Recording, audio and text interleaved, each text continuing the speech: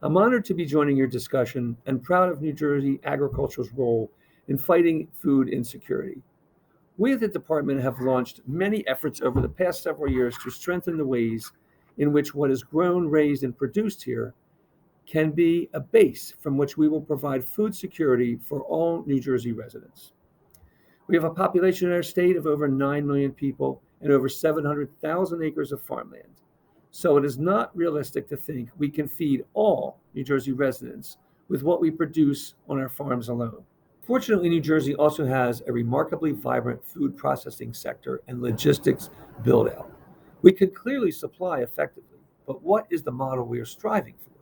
The policies and players can align to create a more equitable system in ways we are imagining. We have that capacity.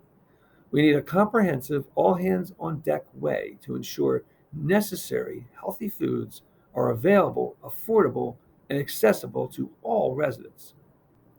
New Jersey has taken very important steps in creating that comprehensive vision for an overall interconnected food system, including naming Mark Dinglassen the head of the Office of Food Security Advocate, which was the initiative of Speaker Coughlin and Governor Murphy, as well as Senate President Scutari. We all understand the need for creating a more coordinated and effective way to address food security and ensure that all agencies and organizations concerning themselves with the issue can have the biggest possible impact.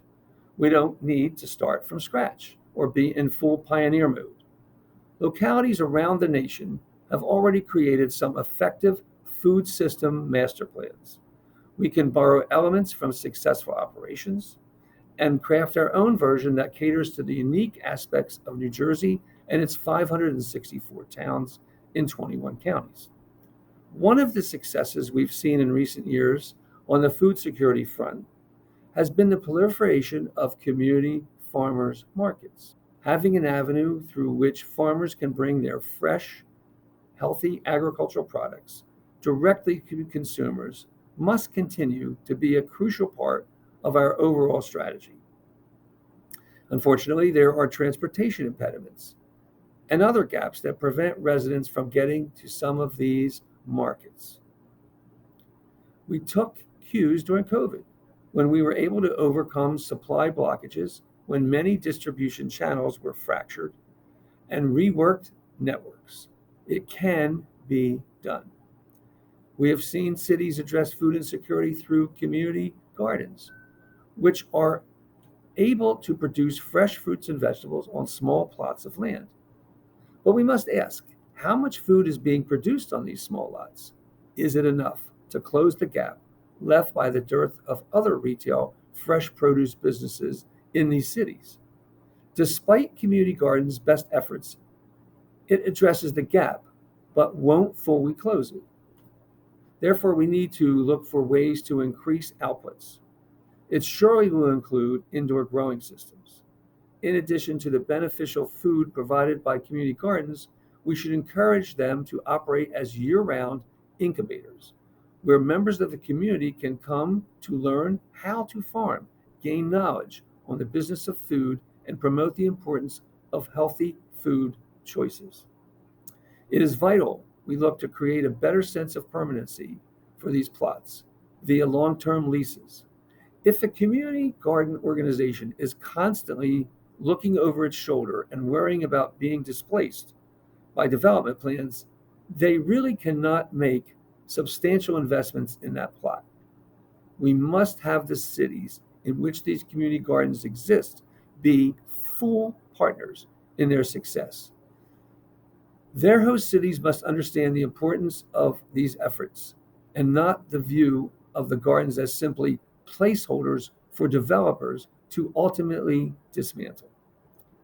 Of course, producing more healthy, nutritious foods is only effective if there is demand. This is where we must do all we can to cultivate healthy eating habits among the current and perhaps even more importantly, the future generations of consumers.